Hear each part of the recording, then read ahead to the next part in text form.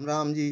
रामचरितमानस सुंदरकांड दोहा संख्या 37 के पिछले दोहे में मंदोदरी रावण को समझाते हुए कहती है, हे नाथ, श्री राम जी के बाण सर्पों के समूह के समान हैं और राक्षसों के समूह मेढक के समान।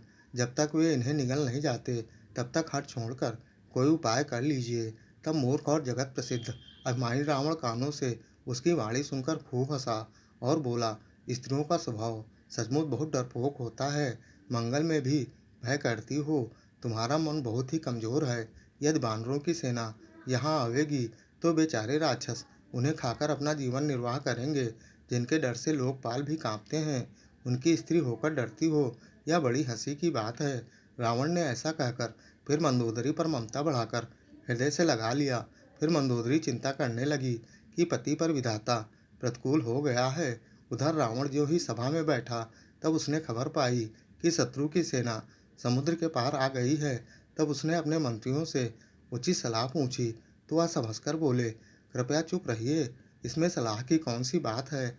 आपने देवताओं और राक्षसों को जीत लिया है, तब तो कुछ श्रम नहीं हुआ, फिर यह मनुष्य और बानर किस गिनती में हैं। इस दोहे में तुलसीदास जी लिखते हैं कि किन तीन प्रकार के लोग जब हित की बात न कहकर मुंह पर ठकुर सुहाती कहने लगे तो तीन प्रकार का कैसा वैभव नष्ट हो जाता है। फिर अवसर जानकर विभीषण जी सभा में आकर रावण को कैसी सलाह देते हैं, इस दोहे में उसी का वर्णन है। कृपया दोहा पूरा सुने, तभी दोहे का पूर्ण सार और मर्म समझ पाएंगे।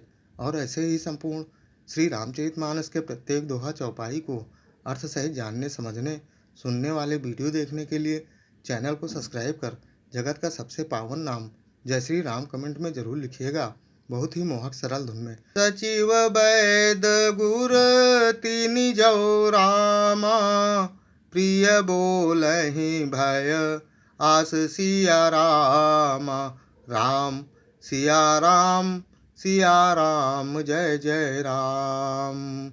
राज धर्म तन तिनि कर रामा, होई बेगही नास सिया रामा। राम सिया राम जय जय राम। तुलसीदास जी लिखते हैं, मंत्री वैद्य और गुरु ये तीन यदि अप्रसन्नता के भय या लाभ की आशा से हित की बात ना कहकर प्रिय बोलते हैं अथवा ठकुर सुहाती कहने लगे तो क्रमशः राज्य, शरीर और धर्म इन तीन प्रकार का शीघ्र ही नाश हो जाता है। सोई रावण कहू बनी सहाई, स्तुति करहि सुनाई सुनाई। राम सिया राम जय जय राम। अवसर जानि विभीषण आवा, भ्राता चरण शीशु तेहि नावा। राम सिया राम जय जय राम। रावण के लिए भी वही सहायता सहयोग आ बनी है। मंत्री उसे सुना सुनाकर मुंह पर स्तुति करते हैं। इसी समय अवसर जानकर विभीषण जी आए।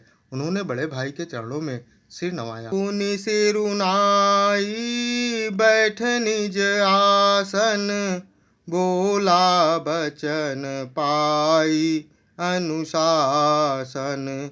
जो कृपाल पूछहु मोहि बाता, मति अनुरूप का हौ हित ताता। राम सिया राम जय जय राम। फिर वे सिर नवाकर अपने आसन पर बैठ गए और आज्ञा पाकर वे वचन बोले, हे कृपालु, जब आपने मुझसे बात राय पूछी है तो हे तात, मैं अपनी बुद्धि के अनुसार आपके हित की बात कहता हूँ। जो आपन चाहे कल्याणा, सुजसु सुमति शुभ गति शुभ नाना।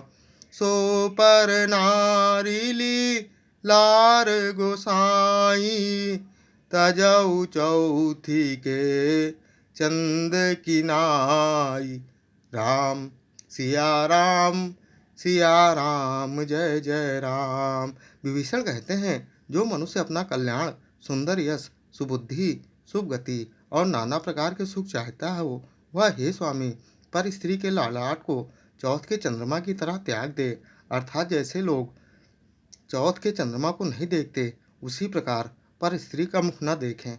14 भुवन एक पति होई, भूत द्रोह तृष्टै नहीं सोई। गुण सागर नागर नर जोऊ, अलप लोभ बल काहई न कोऊ।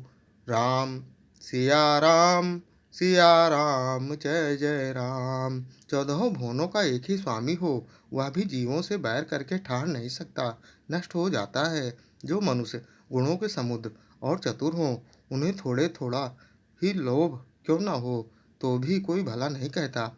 पिछले अन्य वीडियो देखने के लिए चैनल पर जाएं या फिर बिना स्पेस दिए #बालकांड दोहा, अयोध्या कांड दोहा, अरण्य कांड दोहा, किष्किंधा कांड दोहा या सुंदर कांड दोहा संख्या डालकर सर्च कर देख सकते हैं। जय श्री राम।